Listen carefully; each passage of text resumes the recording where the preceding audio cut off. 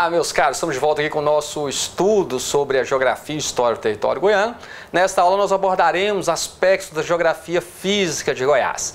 E eu peço a você que ainda não está inscrito no canal, que inscreva-se, ative aí as notificações para que você não perca as próximas aulas. Deixe seus comentários também aí ao término do vídeo, se você gostou, se você não gostou. Mas lembre, só faça isso se você quiser. Então, o território goiano, nós temos aí esse monumento às Três Raças, monumento que está na Praça Cívica, em frente ali ao Palácio do Governo, ao Palácio das Esmeraldas, e que é então uma homenagem, vamos dizer assim, um reconhecimento às forças que ergueram o estado de Goiás. Então, o indígena, o africano, o europeu ou o desbravador bandeirante. Então, são aí as forças que ergueram o território goiano, expressas aí nesse monumento às Três Raças. Essa é a configuração atual do território goiano, porém, não foi sempre assim. Goiás, quando da criação da Capitania de Goiás, lá em 1744, capitania essa efetivada em 1749, com a chegada de Dom Marcos Noronha, o Conde dos Arcos, o primeiro governador da capitania, Goiás era muito maior do que a configuração atual, se estendia aqui a oeste, bem próximo a Cuiabá. Toda a região do Triângulo Mineiro também pertencia à capitania de Goiás, e ao norte aqui, compreendendo áreas que hoje pertencem aí ao estado do Pará. Então, com o passar dos anos, esse território foi sofrendo modificações, e a última alteração mais significativa que nós tivemos foi quando a porção norte foi desmembrada, dando origem ao estado do Tocantins. E Goiás, então, assumiu essa configuração que nós temos aqui na tela. Aqui estão os símbolos do nosso estado. Nós temos o brasão do estado de Goiás e a bandeira, o nosso brasão, que traz elementos da nossa história, da nossa economia e também elementos da natureza, das riquezas naturais do território goiano, da nossa história. Nós temos aqui a ideia da bateia, do prato, com fogo ali, que era a forma que os desbravadores bandeirantes utilizavam para amedrontar, para intimidar os nativos aqui, para que dessem dicas de onde encontrar o ouro, as riquezas agrícolas, a riqueza mineral, as riquezas minerais, a pecuária, também a produção agrícola, o arroz, a cana, o café, o fumo. Então nós temos aí essas riquezas, a riqueza hidrográfica também do território goiano, expresso aqui, tudo em formato de coração. E a nossa bandeira também, que simboliza aí a riqueza, tanto a riqueza mineral do território goiano, simbolizado aí pelo amarelo, como também a nossa riqueza da natureza, da nossa flora, expresso aí no verde, Bom, esse território goiano, que está localizado aí na região centro-oeste do país, lembre-se de um ponto importante, Então, aqui em amarelo, nós temos a região centro-oeste. O estado do Tocantins, então, desmembrado do território goiano, passou a integrar aí a região norte, não faz parte da região centro-oeste. Então, na região centro-oeste, nós temos Goiás, Mato Grosso do Sul e o Distrito Federal. Isso é questão de prova, já apareceu aí inúmeras vezes, Esse território goiano, ele faz divisas, então, ao norte com o estado do Tocantins, a leste com a Bahia só aqui, pessoal, nessa pontinha, E a maior parte aqui a leste é com o estado de Minas Gerais. Fiquem atentos a isso, beleza? Ao sul aqui também faz divisa também, o sudeste goiano, ao sul faz divisa também com Minas Gerais, aqui toda a região do Triângulo Mineiro, que faz. E ao sudoeste goiano faz a divisa com sudoeste goiano faz a divisa com o Mato Grosso do Sul, e a oeste faz a divisa com o estado do Mato Grosso, Então, esses são os limites territoriais do território goiano na atualidade. Essa imagem provavelmente não vai ficar boa aí para vocês, mas está aí na descrição do vídeo. Clique no link, Baixe esse material para que você possa visualizar melhor, meus caros?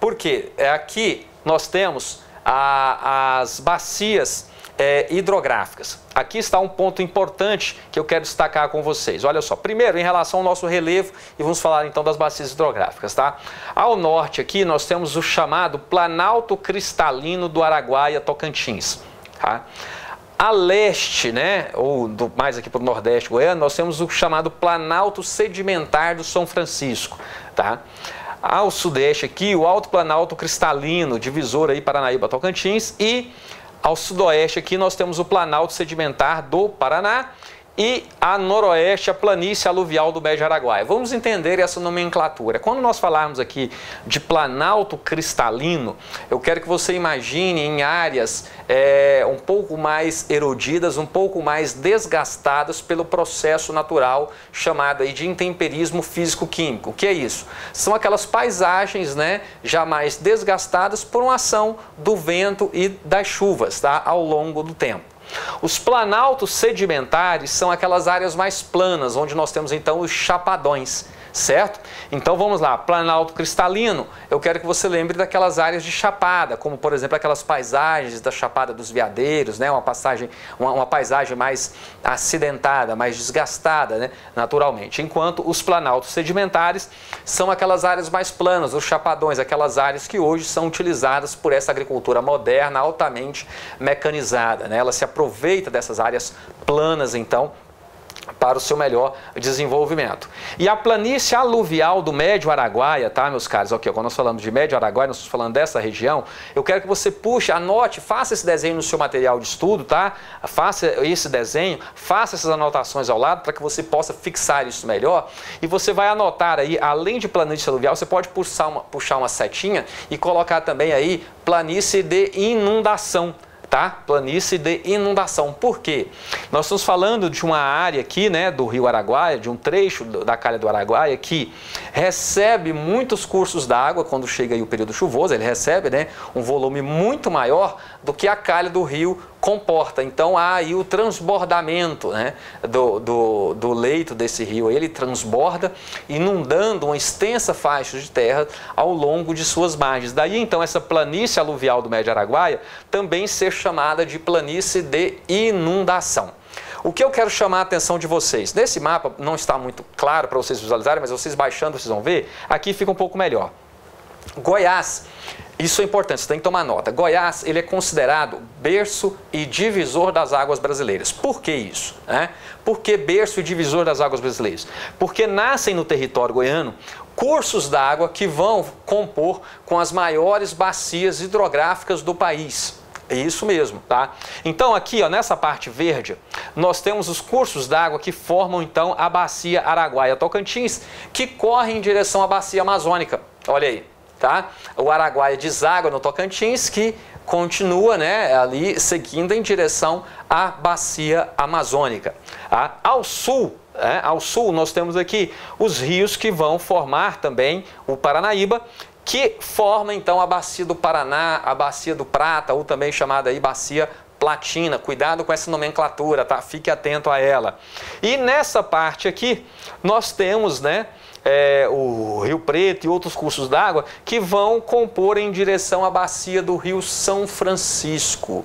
Então, por isso que Goiás é considerado o berço e divisor das águas brasileiras, porque nascem no território goiano cursos d'água que correm em direção às três maiores bacias hidrográficas do país. A bacia do Paraná, a bacia do São Francisco e a maior aí de todas, a bacia amazônica, tá certo? Então, Goiás como berço e divisor das águas brasileiras. Tudo bem, meus caros?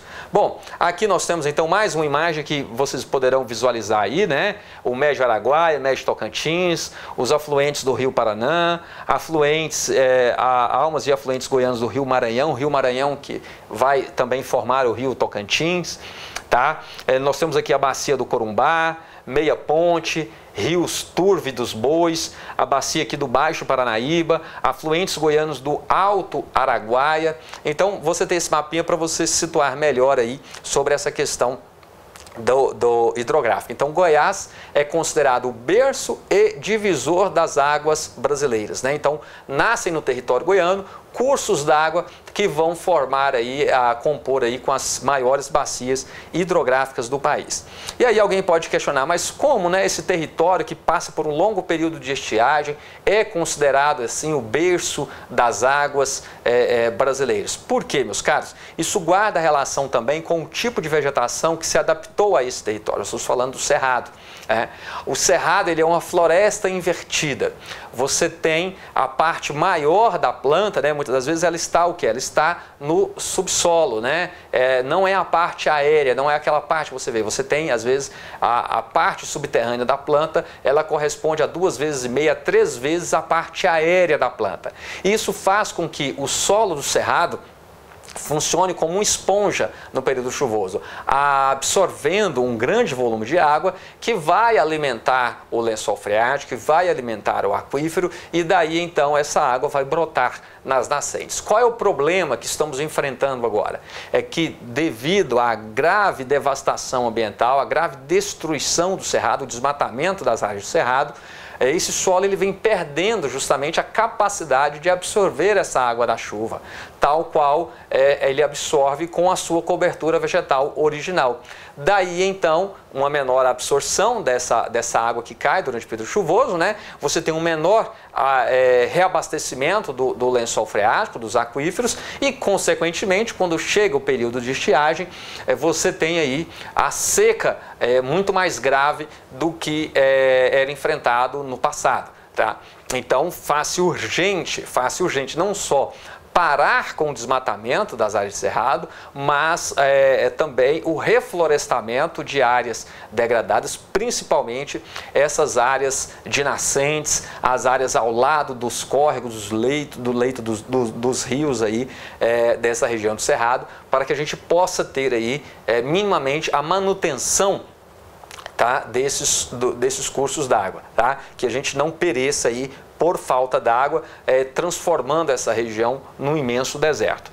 Bom, outros aspectos físicos aqui também do território goiano. O relevo goiano, ele é caracterizado, tá, por planalto, formado por chapadas, chapadões e serras. Pessoal, em relação aos pontos mais elevados do território goiano, tá? Vale a pena aí a gente indicar para vocês, nós indicamos para vocês aí esses pontos mais elevados. Olha só, o ponto mais alto, né, o ponto mais elevado desse território é a Serra do Pouso Alto. Serra do Pouso Alto, que fica lá no norte do estado, em Alto Paraíso, tá? Alto Paraíso é justamente aquela região lá do Parque Nacional da Chapada dos Veadeiros.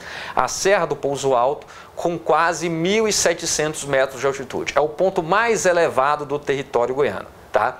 Em segundo lugar, nós temos a Serra dos Pirineus. A Serra dos Pirineus, na região aqui de Pirinópolis, com quase 1.400 metros de altitude, tá? Então, Serra dos Pirineus. E o terceiro ponto mais elevado, a Serra dos Cristais, né, no sudeste do estado, com aproximadamente 1.250 metros de altitude. Então, esses são os 3 pontos mais elevados do território goiano. E por que eu estou chamando a atenção disso? Tanto pode aparecer algum questionamento sobre esses pontos mais elevados numa prova, como já apareceu questões afirmando que a Serra Dourada é o ponto mais elevado do território goiano. Não, a Serra Dourada não é o ponto mais elevado do território goiano, ela que tem aproximadamente aí, 900 metros de altitude, ela é um importante divisor de águas, tá? Se você considerar que ao sul da Serra Dourada, né, os cursos d'água correm em direção à bacia do Paranaíba, ou seja, formando a bacia do Paraná, e ao norte da Serra Dourada, você tem aí os cursos d'água correndo em direção ao Rio Araguaia, que vai compor com a bacia amazônica. Então, a Serra Dourada, desse ponto aí, podemos dizer que é um importante divisor de águas no território goiano, tá? Um marco, um referencial, que foi utilizado aí pelos nossos antepassados, né, para marcar ali a chegada à antiga capital, a cidade de Goiás, certinho? Então, o Planalto, né, são terrenos elevados e planos marcados por altitude acima de 300 metros, nos quais predomina o desgaste erosivo, né? Então, nós temos aí essas áreas de chapada, essas áreas mais desgastadas aí, por esse processo natural chamado de intemperismo físico-químico. E olha só, dentre as várias questões que já apareceram em prova, eu trago uma aqui para mostrar para vocês como é que isso pode aparecer, né? Olha só, o relevo, olha como é que caiu na prova. O relevo goiano é caracterizado por, então vamos lá, planícies aluviais localizadas na região leste e nordeste? Não, meus caros, olha só, deixa eu pegar aquele mapinha lá que nós fizemos, ó. Opa, cadê? Pô, perdi. Uai, apaguei o mapa, será? Nossa, agora eu perdi aqui o mapa completo. Será que eu consegui? Ah, tá aqui, ó. Por baixo, tá passando por ele aqui. Olha só, planície aluvial. Está no noroeste goiano, tá? Planície aluvial do Médio Araguaia. Está no noroeste goiano. Então, já invalidamos esse item aí, não é? Porque está no noroeste, que está falando leste e nordeste do estado. Em áreas próximas aos cursos d'água. Não, tá? A letra B nos diz que o relevo goiano é caracterizado por chapadas formadas em períodos geológicos recentes. Não, meus caros, do ponto de vista geológico, esse território é de formação muito antiga, tá? De bilhões de anos. Daí, então, o cerrado, né, que é a forma vegetal, né, a vegetação que se adaptou a essa região, também é uma vegetação já muito antiga, já em processo natural de degradação e que foi acelerado, esse processo foi acelerado aí pela ação do homem, tá? Então nós estamos falando de uma área de formação geológica extremamente antiga. A letra C nos diz que ele é formado de planaltos antigos intensamente erodidos em decorrência do processo de intemperismo físico-químico. Exatamente, então letra C, não é? Planaltos antigos intensamente erodidos em decorrência do processo de intemperismo físico-químico. As áreas que ainda não passaram por esse processo de desgaste são justamente os chamados planaltos sedimentares, onde nós temos essas áreas mais planas, os chamados chapadões. As áreas de chapadas são as áreas mais desgastadas, tá? Só para fecharmos aqui, a letra D fala de bacias sedimentares localizadas especialmente na região central e norte do estado. Não, observem aqui, ó, onde é que estão as bacias sedimentares, tá? Onde é que estão? Vamos pegar aqui o sudoeste goiano, vamos pegar aqui, né, uma parte do extremo nordeste goiano, já entrando aqui no estado da Bahia, né? Quem vai aqui para a Bahia, a partir de determinado ponto aqui, você tem o quê? Aqueles chapadões, aquelas áreas planas dedicadas a essa agricultura moderna, tá certo? Beleza? Então, este assunto aparece sim nas provas, ele é cobrado e você tem que ficar atento, tá? O solo, tá? O solo, ele é um solo de fertilidade natural baixa e média. Daí, então, durante muitos anos, o solo do cerrado ter sido considerado impróprio para a agricultura. Como nós já discutimos anteriormente, abordando aqui o processo de modernização da agricultura, foi só a partir da década de 60, década de 70, que a fronteira agrícola brasileira se expandiu para essas áreas de cerrado, tá? Mas o solo naturalmente de baixa fertilidade. O clima, meus caros, fiquem atentos a esse clima. O clima é um clima tropical, tá? Um clima tropical. Cuidado, às vezes coloca lá tropical semiárido, vai colocando, nada disso, não tem nada de semiárido aqui, tá? É um clima tropical e com duas estações muito bem definidas. Não tem nada de 4 estações bem definidas, mas sim 2 estações. E que 2 estações são essas? O verão chuvoso, tá? E o inverno seco. Tá? Um verão chuvoso e um inverno seco. Essas são as 2 estações que nós temos bem definidas em Goiás. Então você tem aí de outubro a março, né, um período com maior volume de chuvas e de abril a setembro um menor volume de chuvas, um menor índice pluviométrico. Tá? Vai aparecer lá na sua prova algo relacionado a isso, a um índice pluviométrico do território goiano, certo? Então, esses aspectos aí em relação à hidrografia de Goiás, né? Goiás, berço e divisor das águas brasileiras, como eu falei para vocês, porque nascem aqui rios, cursos d'água que vão compor com as 3 maiores bacias hidrográficas do país. Essa imagem eu sei que para você não vai aparecer muito clara, mas nos slides você pode baixar aí o material para que você tenha acesso a esse conteúdo, certinho? Às vezes as pessoas pedem, Moacir, o slide, tudo, então esse daqui eu vou disponibilizar para vocês. Eu acho que essas imagens podem ajudar bastante no entendimento da nossa disciplina. Bom, aspectos físicos do território goiano aí, falando sobre a vegetação, tá?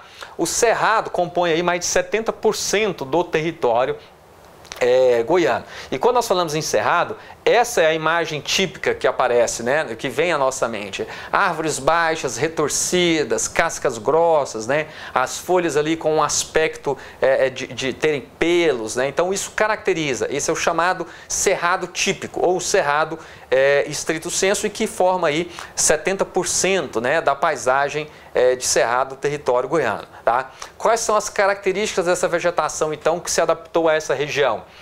Plantas com caules retorcidos, cascas grossas, folhas largas, espessas e pilosas, tá? Aqui está o ponto importante, meus caros, que é importante pela questão também da a absorção da água. Nós temos aqui, ó, estrutura radicular espessa, às vezes com mais de 20 metros de profundidade. Então isso é que permite ao solo também funcionar como essa esponja, né?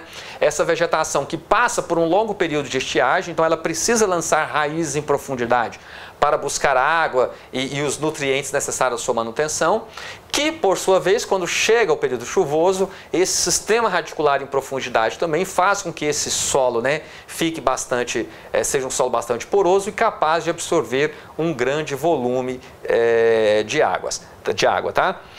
As plantas possuem a maior parte da sua biomassa, ou seja, subterrânea, né? Então chega a ter aí 3 vezes mais, né, na sua parte subterrânea do que a parte aérea, a parte que nos é visível. Tá certo?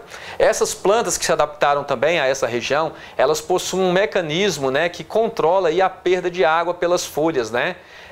E é interessante porque elas são capazes, essas plantas são até capazes de bloquear o crescimento ali no período de estiagem, no período de escassez de água, né? Então você tem esses mecanismos de defesa, vamos dizer assim, desenvolvido por essas plantas. Plantas que dispõem de xilopódios, né? Órgãos subterrâneos protetores contra o fogo, condicionante vital para a sua existência. Já que o fogo, ele é característico do cerrado, tá? Essa região do cerrado, ela pode pegar fogo quando está nesse período seco, né? Através ali de um raio, né? Você tem um fogo que ele é natural. Infelizmente, o que vem acontecendo nos últimos anos é que as queimadas elas são provocadas não por causas naturais, mas sim pela ação do homem de forma totalmente criminosa, comprometendo aí principalmente as nossas unidades de conservação, como o Parque Nacional da Chapada dos Veadeiros, o Parque Nacional das Emas e outras unidades de conservação aí também do estado, como o Parque Estadual da Serra de Caldas, né? O parque lá da Serra Dourada e outros parques aí ao longo do território goiano, tá certo? Então vamos ficar atentos aí, tá? Características ainda do cerrado, né?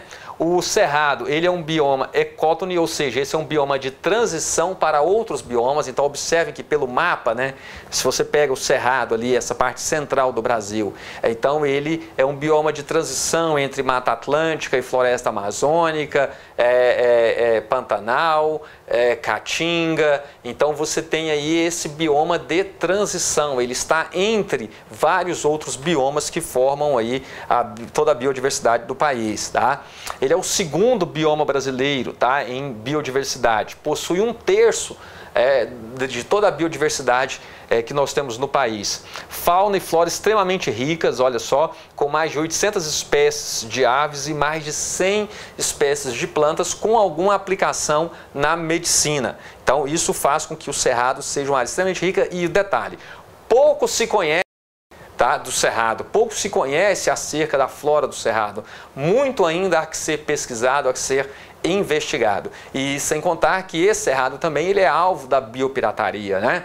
Então, que é da retirada de espécies de plantas aqui do nosso ecossistema, e que isso são desenvolvidas pesquisas lá fora, e são desenvolvidos produtos, são patenteados, e o Brasil, então, para utilizar tais produtos, tem que pagar ali os royalties e se torna mero fornecedor da matéria-prima, tá? Já que não se apropria desse conhecimento ali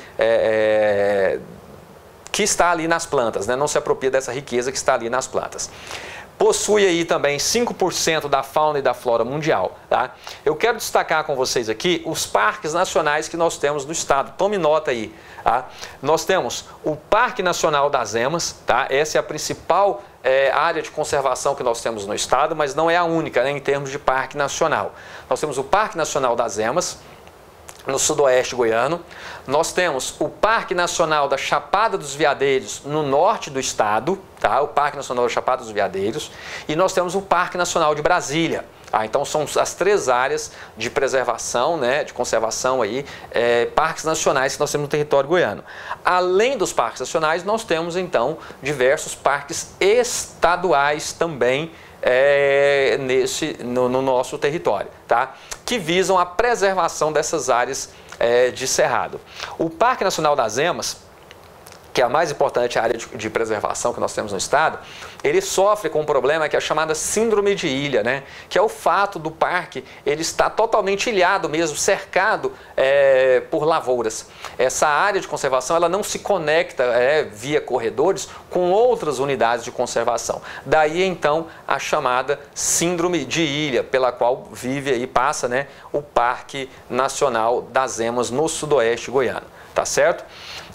O estado também possui uma vegetação de mata na região central, tá? No chamado Mato Grosso Goiano. O que é isso? Que região de mata é essa? Lembra que eu falei para vocês? O cerrado ele é caracterizado por essa vegetação baixa, retorcida, cascas grossas, né? Porém, na região central do estado, que anteriormente era mais conhecida como Mato Grosso Goiano, tá? O chamado centro goiano, você tem aí o predomínio de uma vegetação mais densa, árvores mais retilíneas, uma vegetação mais frondosa. Esse é o chamado Mato Grosso Goiano, tá? Ou também uma região de mata, né? Também caracterizada na literatura como vestígios aí também, partes de Mata Atlântica que nós teríamos aqui junto a esse cerrado. Vou trazer uma imagem mais à frente para que vocês possam visualizar. Quem conhece Goiânia, quem conhece a capital, nós temos diversos parques que preservam um pouco dessa vegetação que nós podemos chamar de Mato Grosso Goiano, ou dessa vegetação que seria aí de Mata Atlântica, como no Jardim Botânico, né, na região sul de Goiânia, na parte sul de Goiânia, ali nos setores Pedro Ludovico, Vila Redenção, na divisa com Aparecida. Você tem então o Jardim Botânico, você tem o Bosque dos Buritis na parte central da cidade, você tem o Parque do Botafogo também ali na parte central. Um pouco mais afastado da cidade, você tem o Parque Altamiro de Moura Pacheco, onde você tem ali a barragem do João Leite, e é uma importante área de conservação também, que você vê essa vegetação mais densa, mais frondosa, tá? Você não visualiza essa vegetação característica do cerrado aí com árvores baixas, retorcidas. Não, você tem árvores mais retilíneas, uma vegetação muito mais densa, certo? Vamos observar aí, então, né, a diversidade fisionômica que o cerrado apresenta, tá? Para que você possa entender melhor isso que eu estou falando. Esse aqui então é o Cerradão, ou o chamado Mato Grosso Goiano, ou de acordo com o autor, de acordo com o estudioso, também pode fazer referência a isso como o que seria, né, uma vegetação também de Mata Atlântica aqui na região central do Brasil, tá? Então esse é o Cerradão. Observe que nós temos uma vegetação bem mais densa, né? Vegetação mais fechada, árvores mais frondosas. Então aqui é o Cerradão ou o Mato Grosso Goiano. Nessa imagem nós temos então o cerrado típico ou o cerrado estrito sensu, né? Essas árvores mais baixas, retorcidas, tá? Temos também aqui o campo sujo, tá? Observe que são pequenos arbustos aqui, né? Em meio a gramíneas. Esse é o chamado campo sujo. Isso é naturalmente assim, tá, meus caros? Isso aqui não é que foi desmatado e aí tem uma região que está crescendo. Não, é naturalmente assim. Aqui são os chamados o campo limpo, né?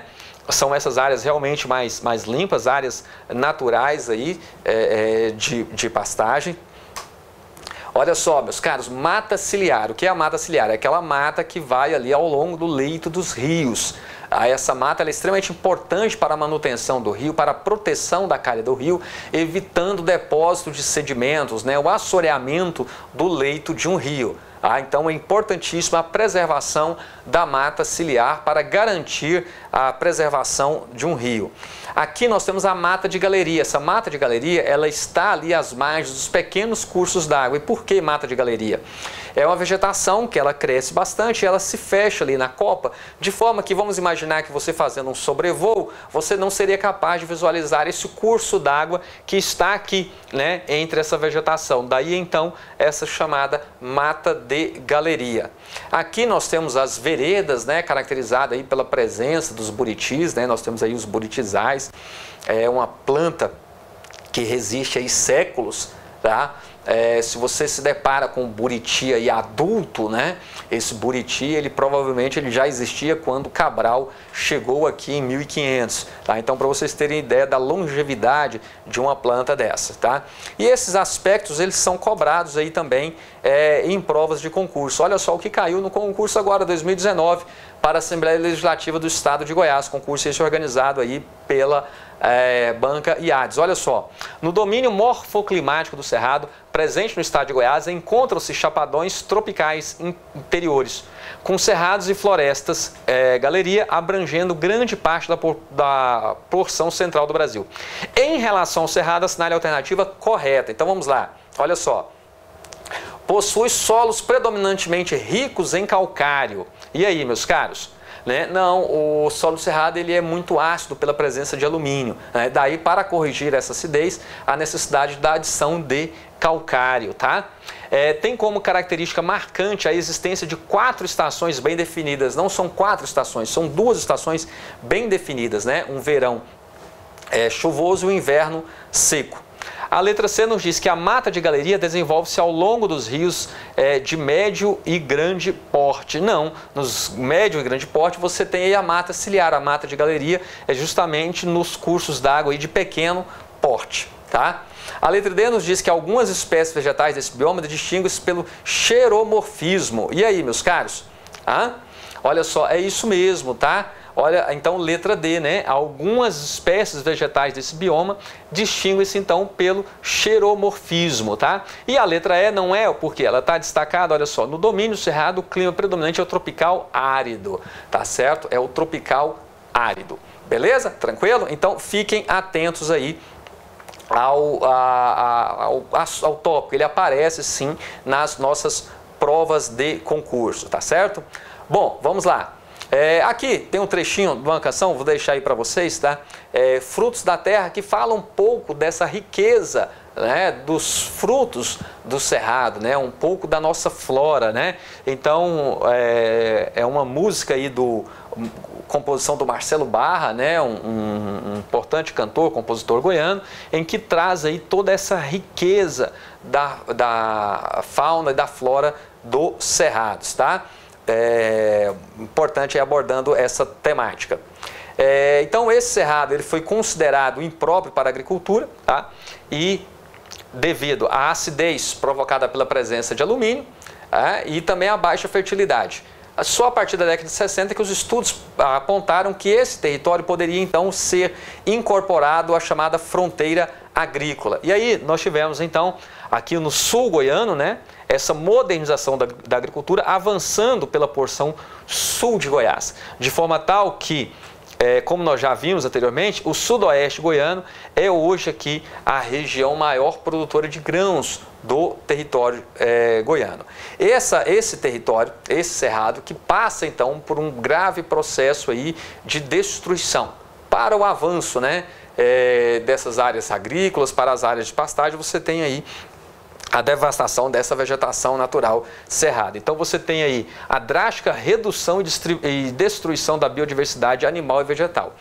O cerrado no território goiano, ele já teve aí aproximadamente 60%, 65% da sua cobertura vegetal original já desmatada, já retirada. E, segundo especialistas, né, isso seria algo irreversível, não teria como, então, você recompor o cerrado na sua originalidade, tendo em vista que é um bioma já extremamente antigo, já naturalmente ele já vem em declínio, e esse processo acelerado aí pela ação do homem. Daí a impossibilidade de revertermos tal processo na sua totalidade, tá? Diferente do que é apontado para a região amazônica, que poderia ser recomposta na sua originalidade, já que é um bioma bem mais jovem e considerado ainda em formação, tá?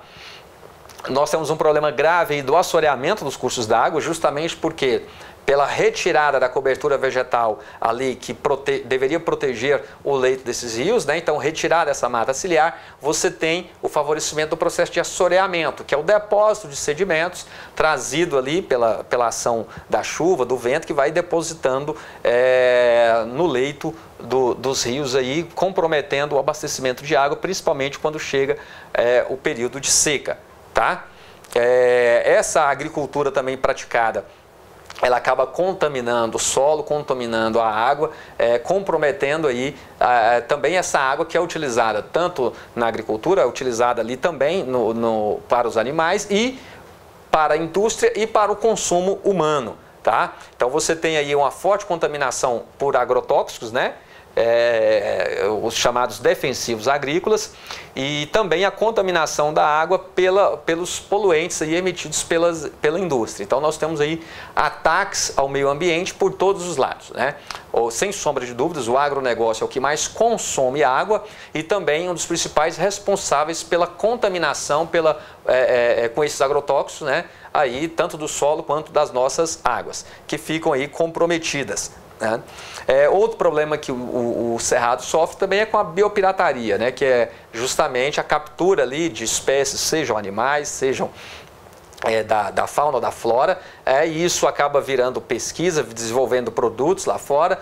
E os países, então, que patrocinam esse tipo de atividade, patrocinam essa biopirataria, acabam desenvolvendo as patentes, acabam criando essas patentes para esses produtos e lucrando muito, lucrando bilhões com isso, tá? Essa destruição, ela avança também nas nascentes dos rios goianos. Aqui nós temos uma imagem, né, de uma vossoroca nas nascentes do rio Araguaia, comprometendo aí também as nascentes. Iguais a essa daqui, existem as dezenas, tá? Comprometendo as nascentes aí do rio Araguaia. E observem só essa questão que apareceu lá em 2014, se eu não me engano, foi para o concurso de analista. De repente você está assistindo essa aula aí, pensando no concurso de analista TJ Goiás, né? Que deve sair a qualquer momento. Então, olha só.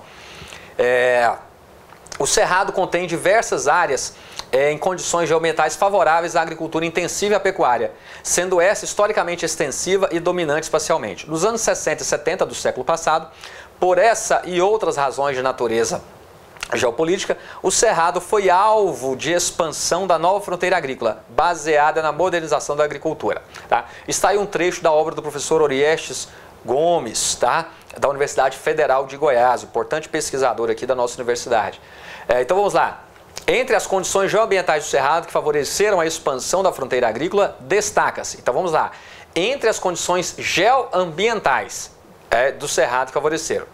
A letra A nos diz presença de solo de terra roxa. Solos de terra roxa são solos naturalmente férteis, tá, meus caros? Não é o que predomina aqui em Goiás. Então, já descartamos aí. E aqui ainda fala que baixa aptidão agrícola. Não, os solos de terra roxa são solos muito aptos para a agricultura.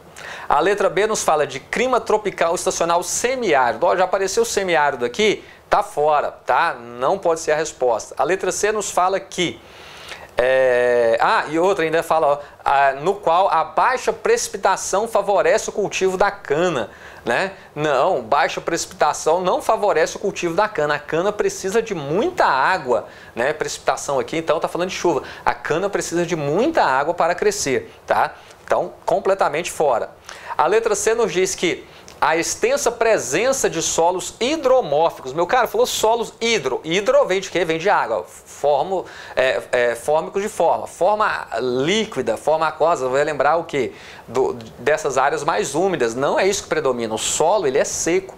Tá? Tanto é que a lavoura que se desenvolve em Goiás é chamada lavoura de sequeiro. Né? Por quê? Porque o nosso solo é seco e planta-se ali no início do período chuvoso. Tá? Então, já está fora aqui a letra C, né? E ainda fala que esses solos hidromórficos facilitam o manejo e a mecanização. Não, esses solos hidromórficos, esses solos muito alagados, eles dificultam a mecanização. Tá?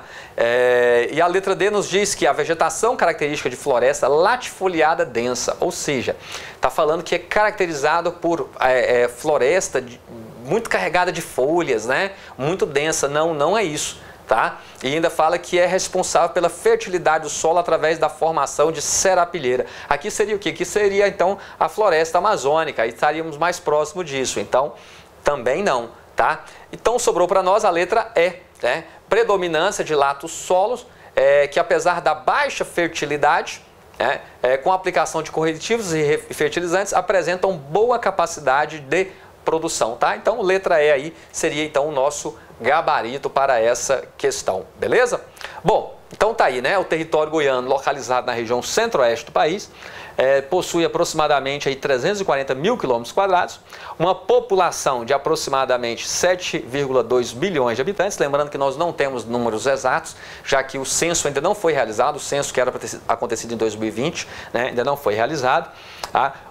Mas nós temos aí mais de 90% da população vivendo nas cidades. A densidade populacional, segundo o censo demográfico lá de 2010, era 17,65 habitantes por quilômetro quadrado, considerada aí uma baixa densidade populacional. Porém, lembrando que eu já falei isso para vocês, né, nós temos dois fortes adensamentos populacionais na região metropolitana de Goiânia e em torno de Brasília. Essas duas regiões abrigam aí a maior parte da população goiana. Tá? O estado de Goiás possui 246 municípios, sendo que a capital Goiânia com aproximadamente 1.600.000 habitantes e a sua região metropolitana, né, com 20 municípios aí, possui aproximadamente 2,7 milhões de habitantes. Esse território está dividido em 5 mesorregiões, né? O que é uma mesorregião? São regiões que têm um perfil socioeconômico semelhante, e então é feita essa divisão das mesorregiões, é uma divisão estabelecida pelo IBGE, respeitando mais ou menos essas questões, né, socioeconômicas, esse perfil socioeconômico desse grupo de municípios aí. Tá? O PIB goiano em 2018 consolidado 197 bilhões, a renda per capita aí de 25.240, o IDH lá de 2010 de 0,73, nós já falamos disso anteriormente, né? Uma expectativa de vida de 73,8 anos e a mortalidade infantil em 16,7 por 1.000 nascidos, tá? E uma taxa de analfabetismo ainda alta, né, de 7,7, sem contar o grave problema que é o analfabetismo funcional, que é aquela pessoa que sabe ler, mas ela não é capaz de compreender ali o que ela estava lendo.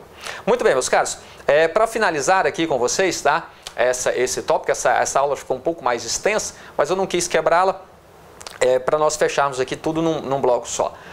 Mas já estamos próximos do encerramento. Então nós temos aqui as mesorregiões goianas, como eu falei. Essas mesorregiões que são divididas aí de acordo com os critérios do IBGE, né, que avaliam aí mais ou menos o mesmo perfil socioeconômico. Então nós temos um sul goiano, o centro goiano, noroeste goiano, o norte goiano e o leste goiano. Tá? Essa é uma divisão oficial do IBGE. Essas mesorregiões, por sua vez, elas se subdividem, tá? Elas se subdividem nas chamadas micro-regiões. E aí Goiás possui 18 micro-regiões. Então vejam bem, né, nós temos aí 5 mesorregiões e elas, por sua vez, se subdividem, né, em 18 micro-regiões, tá? Que são essas 18 listadas aqui para vocês, beleza? Então nós temos aí essas 18 micro-regiões que são listadas aqui. Esse material, como eu falei, vai ficar disponível aí para que você possa visualizar, tá?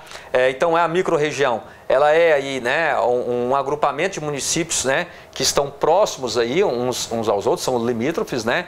E o objetivo, né, de se estabelecer essa micro-região para a organização, planejamento aí de funções públicas que compõem o interesse dessas populações que estão nessa área próxima, né? E já que há uma circulação, né, maior da população nos municípios que compõem essas regiões. Beleza, meus caros? E assim, fechamos então esse tópico aqui abordando alguns aspectos da geografia física do território goiano. Então fique sempre atento, tá, a algo relacionado ao solo, ao clima, ao relevo, a questão hidrográfica é bastante cobrada também nas nossas provas. E fiquem atentos também ao papel político, né, que um rio pode desempenhar, que é o de estabelecer ali a fronteira, né, entre municípios, entre estados ou até mesmo entre países. Foi explorada uma questão dessa no concurso oficial da Polícia Militar do Estado de Goiás há alguns anos, né, em que perguntava o papel político do Rio Araguaia. E o papel político do Rio Araguaia era o de servir como fronteira, né, o limite entre o estado de Goiás e o estado do Mato Grosso. Certinho? Beleza? Então, com essa dica aí, eu encerro a nossa aula de hoje, deixando aí aquela nossa mensagem, né? Estudar sempre será o nosso maior ato de rebeldia. Você que chegou até aqui, eu peço que deixe o seu gostei, se não gostou, deixe também que não gostou, deixe seus comentários, inscreva-se no canal se você não está inscrito. Eu observo que A maioria daqueles que assistem às aulas, que visualizam os nossos vídeos, não estão inscritos no canal. Peço, dê essa moral aqui para o professor, inscreva-se no canal, ative as notificações para que você possa receber aí os próximos vídeos, tá? Mas lembre-se sempre, só faça isso se você quiser, tudo bem? Mas isso é importante, da forma que você puder, ajude-me a manter esse canal em atividade. Eu faço isso por vocês. Beleza, meus caros? Então, boa morte a todos e até a nossa próxima aula. Avante, avante!